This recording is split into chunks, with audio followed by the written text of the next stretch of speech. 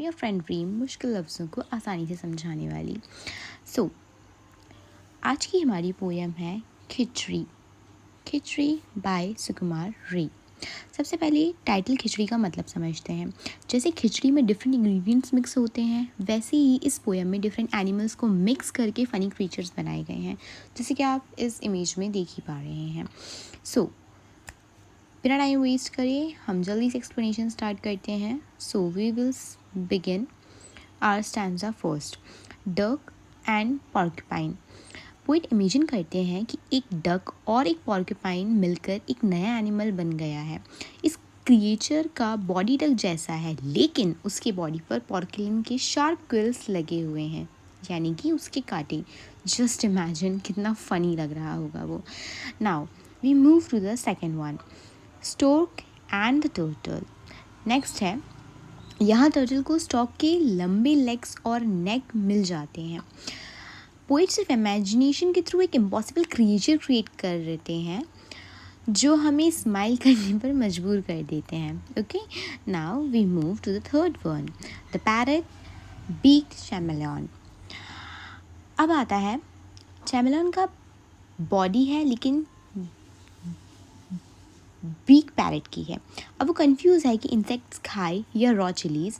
ये सिचुएशन ही पोयम को और फनी बना देती है। मतलब सोचें कि वो एनिमल खुद सोच रहा है कि अब मुझे बैठ के मिर्ची खानी पड़ेगी क्योंकि उसका फेस ही तोते जैसा हो गया है, ग्रीन कलर का। Now the goat and the scorpion. Scorpion उसको तो आप जानते ही होंगे ना, सब राशिफल में जो आता है। जी हाँ, बिच्छू।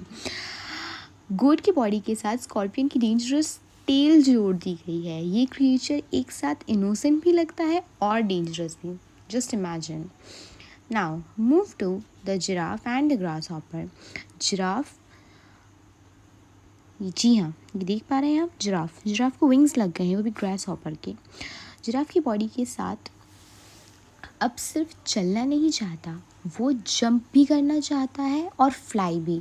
इसलिए इमेजिनेशन एंड ह्यूमर दोनों एक साथ देखने को मिलते हैं इस पोएम को। सो यह काऊ के बैक पर रूस्टर उड़ गया है। काऊ खुद सोच रहा है ये कौन सी स्ट्रेंज इलनेस है। ये लाइन पोएम का ह्यूमर और नॉनसेंस स्टाइल परफेक्ट शो करती है।